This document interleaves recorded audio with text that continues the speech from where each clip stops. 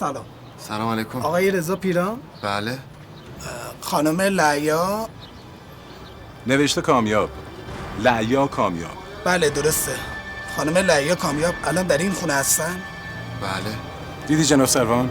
به بزه اعتراف کرد. دستگیرش کنید.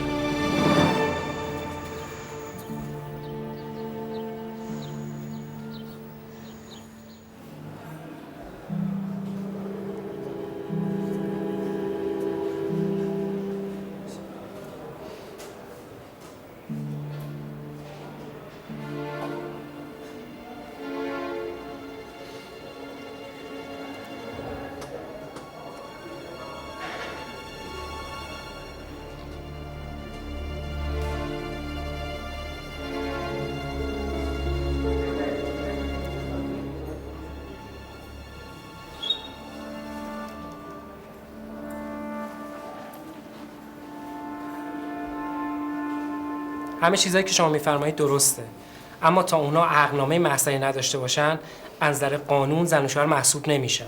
خب حالا من باید چیکار بکنم؟ موکل من میخواد تعهد بدین که این اتفاق دیگه تکرار نشه. همین.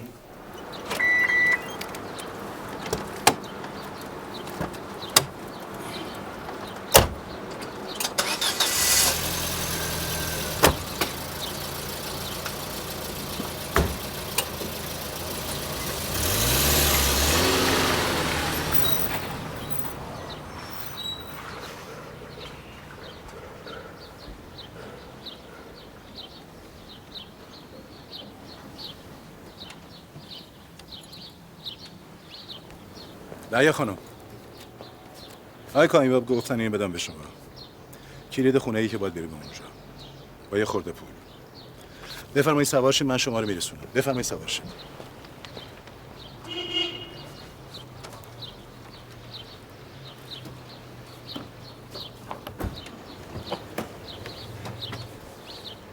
دستتون چطوره لعیا خانم؟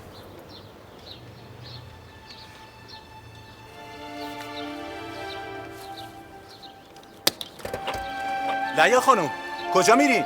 لعیا خانم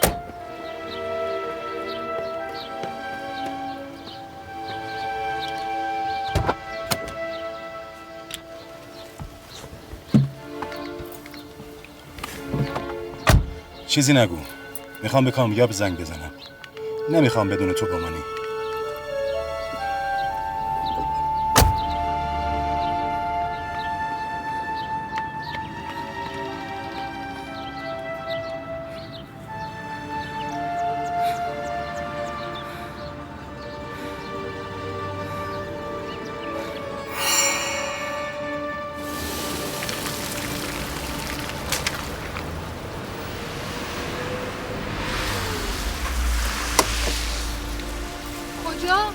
رضا کجا داری میری؟ ولش کن، بذار راحت باشه.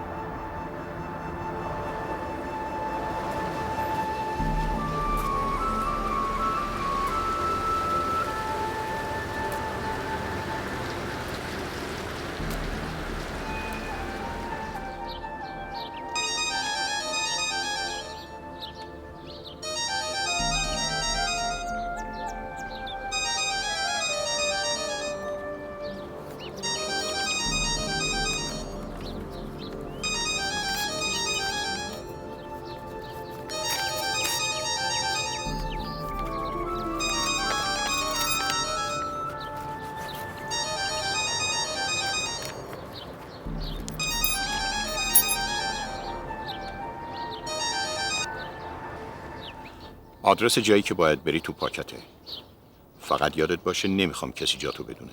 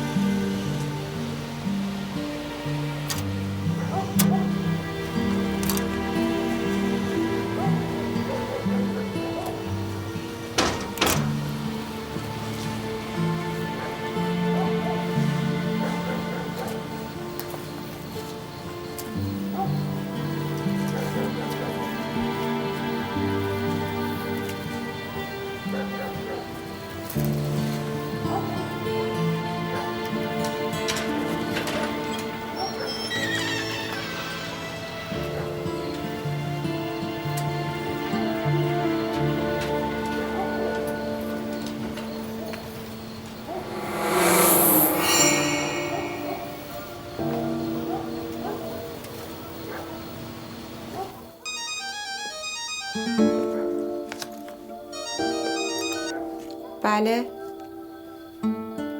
الو.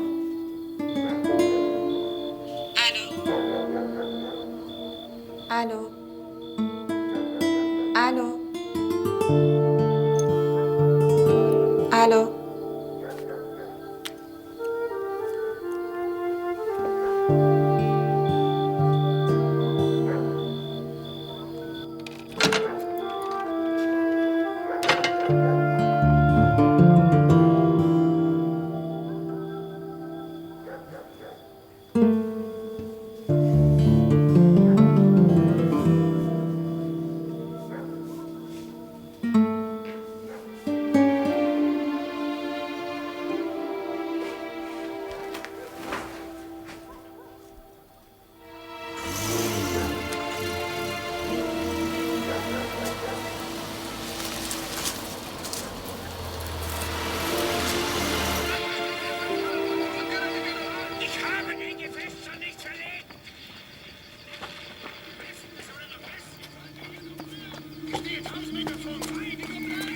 فرید خان، یه نفر اینجاست که فکر کنم خوشت بیاد ببینیش.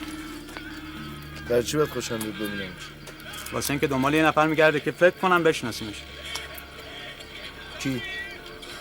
غلط نکنم یارو همون خرپوله است که شوهر فرانک خانم شده. مطمئنی؟ از رو عکس و نشونیایی که میده میگم همین.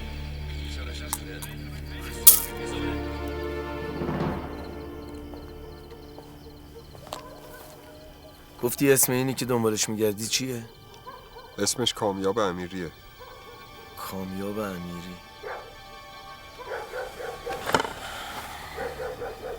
ازش طلب داری؟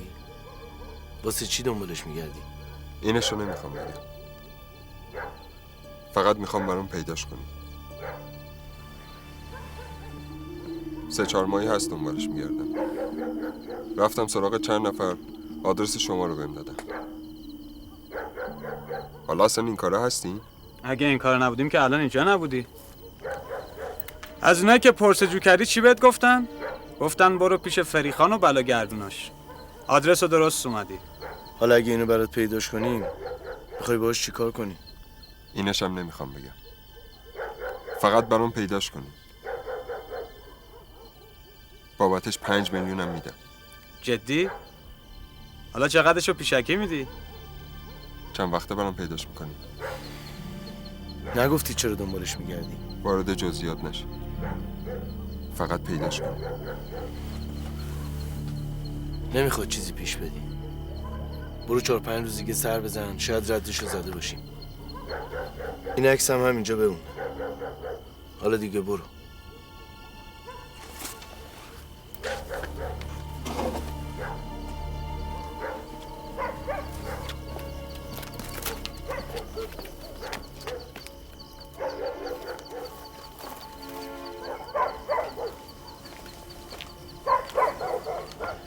جناب مهندس، حالتون چطوره؟ خوبین؟ دماغتون چاقه؟ اوضاع میزونه؟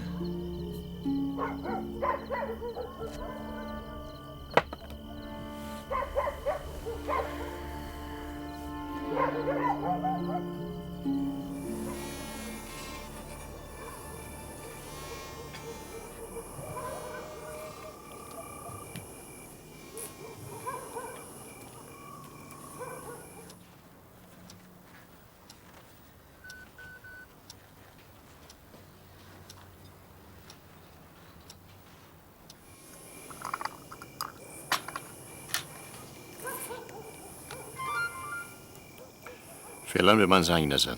یه مدت نمیخوام ببینمت. الو الو.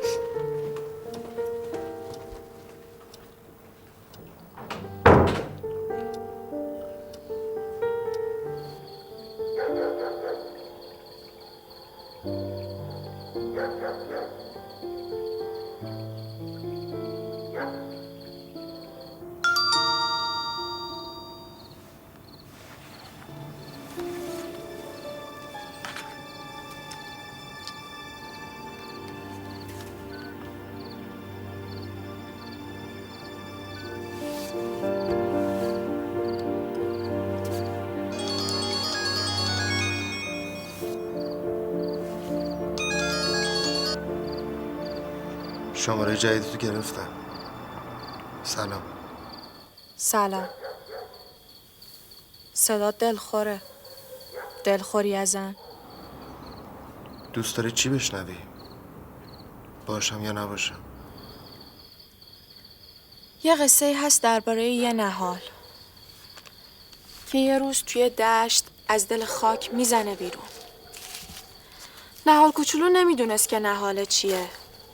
نمیدونست که وقتی بزرگ میشه درخت انار میشه یا درخت سیب. برای همین از هر کس که از کنارش رد میشد میپرسید که اون میدونه که اون نهال چی و قراره درخت چی بشه. یه پرنده بهش میگه که قراره درخت گردو بشه.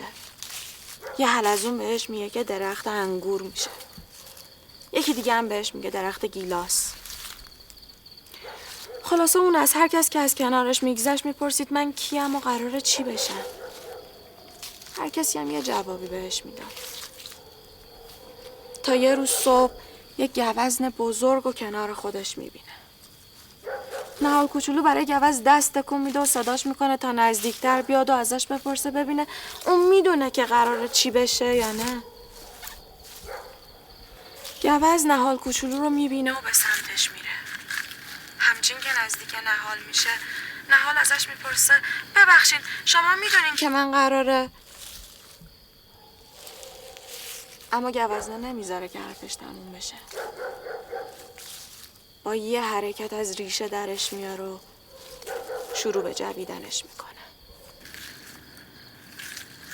قصه ما به سر رسید، کلاغه به خونش نرسید. بالا رفتیم دوغ بود، قصه ما دروغ بود. پایین اومدیم ماست بود، قصه ما راست بود. خب که چی؟ نمیدونم. شاید فقط این که وقتی بخوایم بدونیم چی هستیم و قراره که چی بشیم ممکنه به خودمون صدمه بزنیم.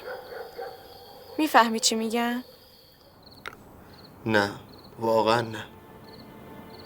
کجایی؟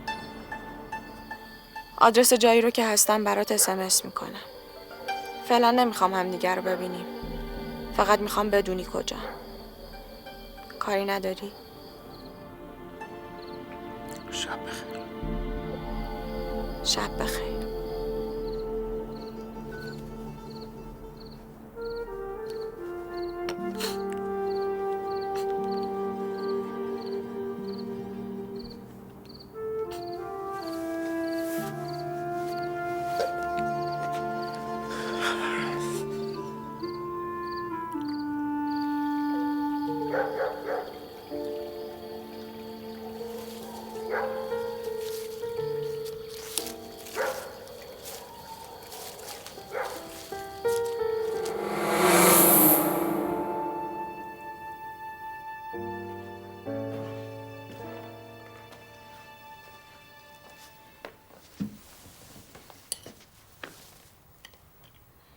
منم خیلی وقتا میشینم و رد شدن مردم رو نگاه میکنم.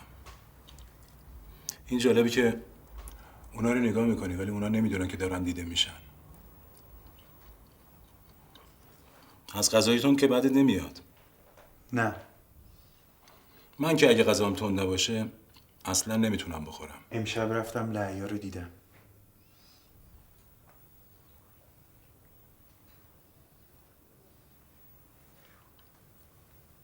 باهاش حرفم زدی؟ از دور نگاش کردم. رفتم جلوی در خونه‌ای که کامیاب گفته بود بره اونجا.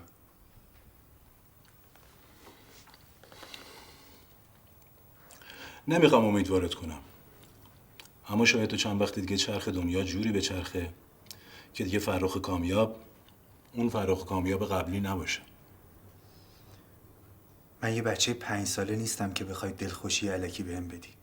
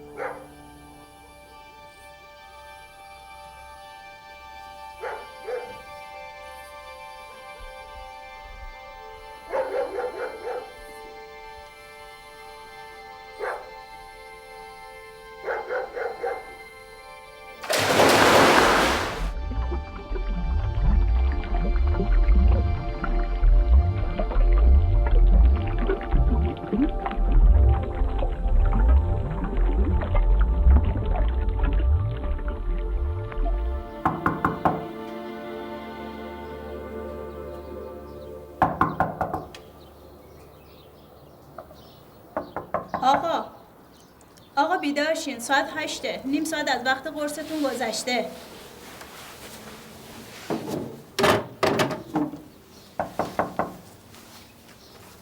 آقا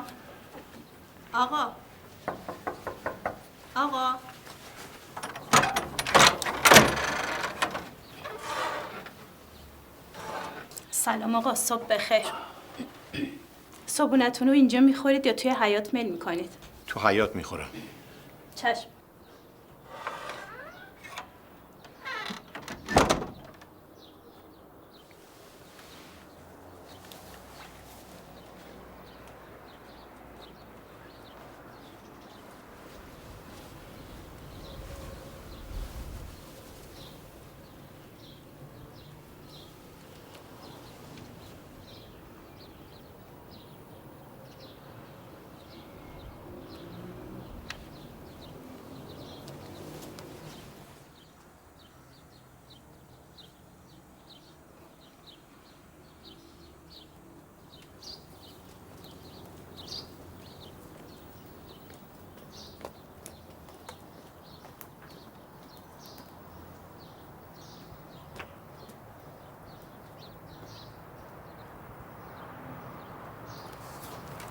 سلام، صبح بخیر.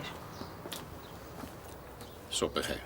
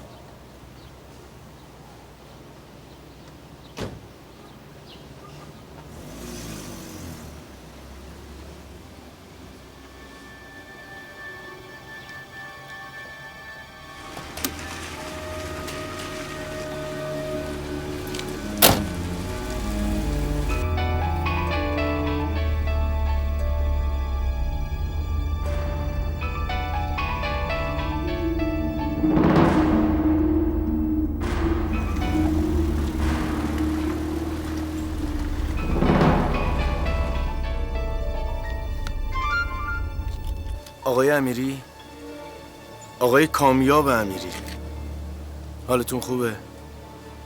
من شماره رو از فرانک خانومتون گرفتم. شما خوبین؟ میگم جوونیاتون خیلی خوش‌تیپ‌تر بودین آقای امیری. این که میدونم اسم واقعیتون چیه، پای هوش و ذکاوت هم نذارین، پای خرشانسیم بذارین. فکر کنم بهتره با هم حضوری حرف بزنیم. شما نظرتون چیه؟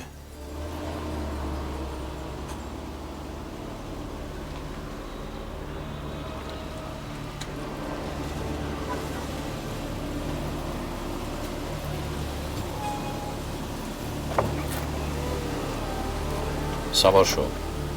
داری دستور میدی یا خواهش میکنی؟ بهتره سوار شی. پس خواهش میکنی. باشه، سوار میشم.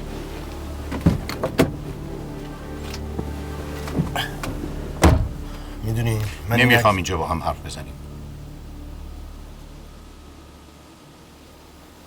آها باشه. توی این ماشین نوشیدنی خنک ندارین؟ مگه این ماشین ها یخچال ندارن؟ را بیفت.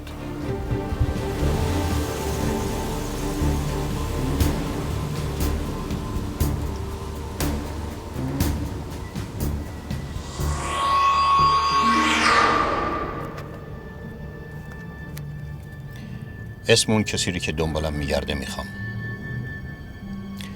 بدونم کیه و چرا دنبالم میگرده. دیشب دادم بچه ها دنبالش رفتن که وقت یارو پلیس از آب در نیاد، که خدا رو شکر نبود. اینم نشونی جایی که هست، اما اینکه چرا دنبالت میگرده رو باید از خودش بپرسی. حالا که جاشو میدونی برام ببرش یه جایی که بتونم هر سوالی که میخوام ازش بپرسم. امر دیگه ای نیست. توی منو چیزای دیگه هم هست که بتونین سفارش بدین ها. از این شوخیای بی‌مزه خوشم نمیاد. دوست ندارم کسی با من اینجوری حرف بزنه. اگه میخوای پول خوبی گیرت بیاد باید هر کاری که بهت میگم خوب انجام بدی. حالا پیاده شو. چشم آقای امیری. دیگه نمیخوام این اسمو از دهنت بشنوم. پیاده شو.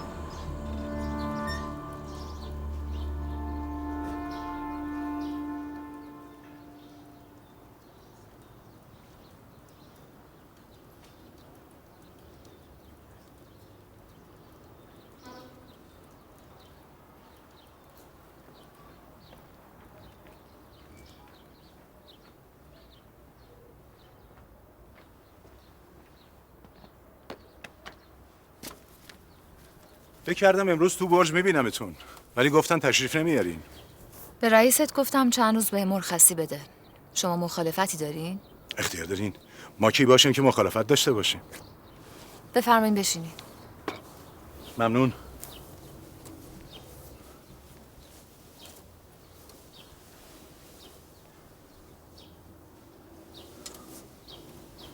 فرانسه. من عاشق زبون فرانسه هستم. واقعا زبون شیرینیه. آقای سلوکی بهتر حاشیه نرین و دنبال این که حرف زدنتون رو از آب و هوا و ترافیک و سیاست و زبان فرانسه شروع کنین نباشین. باید حرف مهمی داشته باشین که این وقت روز اومدین اینجا. واقعا دختر آقای کامیاب هستین. این تعریف بود یا مذمت؟ کمپلمان. 100% کمپلمان مادام. خیلی خوب. اصل مطلبی که میخواین بگین و بفرمایید لطفا. بله. خبری که میخوام بهتون بدم میخواین بفروشین. این جمله مناسب تریه. ادامه بدین. بله. خبری که میخوام بهتون بفروشم، خودتون اصرار دارین که اینجوری حرف بزنم. این یه خبر عادی نیست. خبری است که آینده هممون رو تغییر میده. آینده شما رو، آینده بنده رو و آینده جناب آقای کامیاب رو.